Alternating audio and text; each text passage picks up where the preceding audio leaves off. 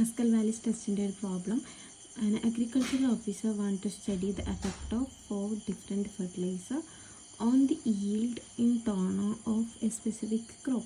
The corresponding data is shown below. Check whether there is any significant difference among yields applying different fertilizers using Kruskal Wallis test. Okay. അപ്പോൾ ഇവിടെ പറഞ്ഞിരിക്കുന്നത് അതായത് ഒരു particular crop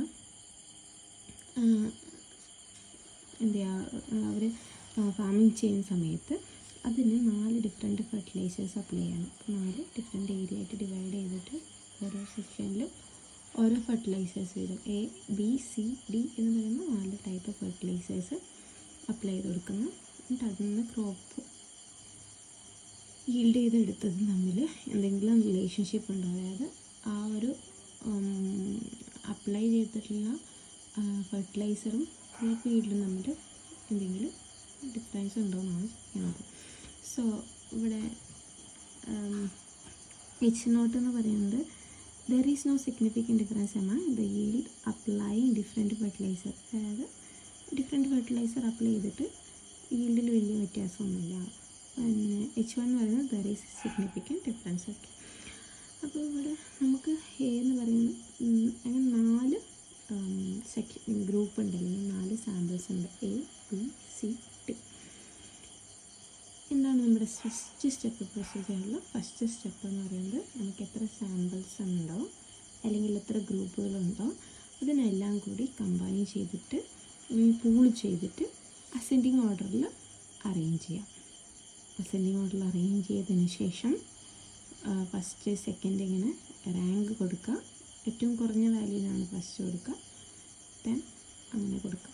അപ്പോൾ ഏറ്റവും കുറഞ്ഞ value എന്ന് പറയുന്നത് 60 ആണ്. സോ 60ക്ക് 1 കൊടുക്കുക. ഏറ്റവും കൂടിയ വാല്യൂ 150 ആണ്. അപ്പോൾ ഏറ്റവും കൂടുതലാണ്. അപ്പോൾ അങ്ങനെ റാങ്ക് കൊടുക്കുക. അങ്ങനെ റാങ്ക് കൊടുത്തിട്ടുള്ള ശേഷം, അങ്ങനെ കൊടുത്തതിന് ശേഷം നമ്മൾ എന്ത് ചെയ്യുക, ആ റാങ്കുകൾ മാത്രം എടുത്തിട്ട് ഇതേപോലെ ഒരു ടേബിൾ ഉണ്ടാക്കാം. എക്ക് കറസ്പോണ്ടിങ് ആയിട്ടുള്ള ഗ്രൂപ്പിലെ ഓരോ സ്കോറിനും വരുന്ന റാങ്കുകൾ മാത്രം എഴുതാം. ബീൻ്റെ സ്കോറിന് കറസ്പോണ്ടിങ് ആയിട്ടുള്ള റാങ്കുകൾ മാത്രം എഴുതാം. ദെൻ അത് ആഡ് ചെയ്യാം. സോ റാങ്ക് ചെയ്യാൻ എല്ലാവർക്കും ഓർമ്മയുണ്ടെന്ന് വിചാരിക്കുന്നത്. അതായത് 60ക്കാണ് ഫസ്റ്റ് കൊടുത്തത്. ആൻഡ് എന്താ സെയിം ആയിട്ട് വരുന്നത് 70 രണ്ട് വാല്യൂസ് അടുത്തടുത്ത് വരുന്നുണ്ട്. അപ്പം 3ഉം 4ഉം. അപ്പോൾ 3ഉം 4ഉം ആകുമ്പോൾ 3 + 4 7/2 അപ്പോൾ 3.5. രണ്ടിനും 3.5 കിട്ടും. ഈ ഓരോ റാങ്കുകൾ നമ്മൾ ആഡ് ചെയ്യാം. അപ്പോൾ നമ്മൾ പ്രൊസീജിയറിൽ പറഞ്ഞ പോലെ R1, R2, R3, R4 അങ്ങനെ റാങ്കുകൾ കിട്ടി. ഓരോ ഗ്രൂപ്പിൻ്റെയും ടോട്ടൽ റാങ്കുകൾ നമുക്ക് കിട്ടി.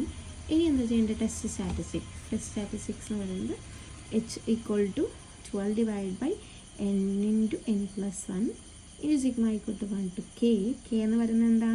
എത്ര ഗ്രൂപ്പ്സ് ഉണ്ടോ അതാണ് K. ഇവിടെ ഇപ്പോൾ 4 ഗ്രൂപ്പാണുള്ളത്. അപ്പോൾ I = 1 to 4 Ri² / Ni - 3 × n+1. Okay, എന്താ ഇവിടെ n എന്താ?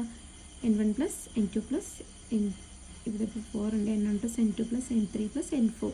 അതായത് ഓരോന്നിനകത്തും എത്ര ഒബ്സർവേഷൻസ് വീതം നമുക്ക് തന്നിട്ടുണ്ടോ അതിനെല്ലാം കൂടി ആഡ് ചെയ്യാം. അതായത് ഇപ്പോൾ ഫസ്റ്റ് ആണെങ്കിൽ n1 ഒബ്സർവേഷൻസ് ഉണ്ട്. n1 എന്ന് പറയുന്നത് ഇവിടെ ഇപ്പോൾ 4 ആണ്. n2, n3, n4 അതെല്ലാം കൂടി ആഡ് ചെയ്യാം. സോ അതാണ് n എന്ന് പറയുന്നത്. ഇനി ഇവിടെ n എന്താ വരിക? n എന്ന് പറയുന്നത് 4 + 4 + 4 + 4, അതായത് 4 × 4 = 16 വരും. n 16 കിട്ടിയപ്പോൾ 12/60 × n+1 17. ഇനി ഓരോന്നിൻ്റെയും RIകൾ നമ്മൾ കൂട്ടാം. RI². അപ്പോൾ 31.5² + 42.5² 31² + 31² /4. കാരണം എല്ലാത്തിൻ്റെതും 4 ആയതുകൊണ്ട് നമ്മൾ കോമൺ ആയിട്ട് ഡിവൈഡ് ചെയ്താൽ മതി. അതായത് ഇതിങ്ങനെയാണ് വരിക 31.5 square divided by 4 plus 42.5 square divided by 4. ഇപ്പോൾ ഡിമിനോമിനേറ്റർ കോമൺ ആയതുകൊണ്ട് നമുക്ക് ഇങ്ങനെ എഴുതാം.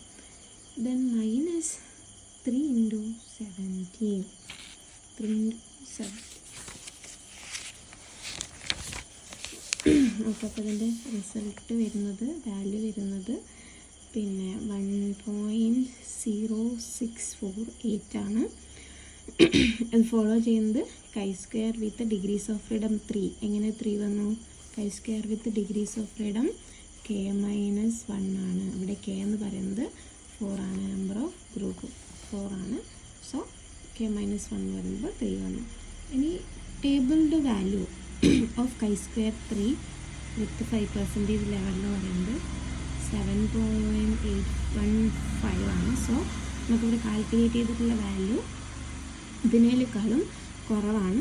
സോ എന്താ ചെയ്യുക? ഇതിൽ കുറവാകുന്ന സമയത്ത് വി അക്സെപ്റ്റ് എച്ച് നോട്ട്, അതായത് എക്സ് നോട്ട് അക്സെപ്റ്റ് ചെയ്ത് നമുക്ക് there is no significant difference എന്നുള്ളതാണ് കൺക്ലൂഷനായിട്ട് വരുന്നത്.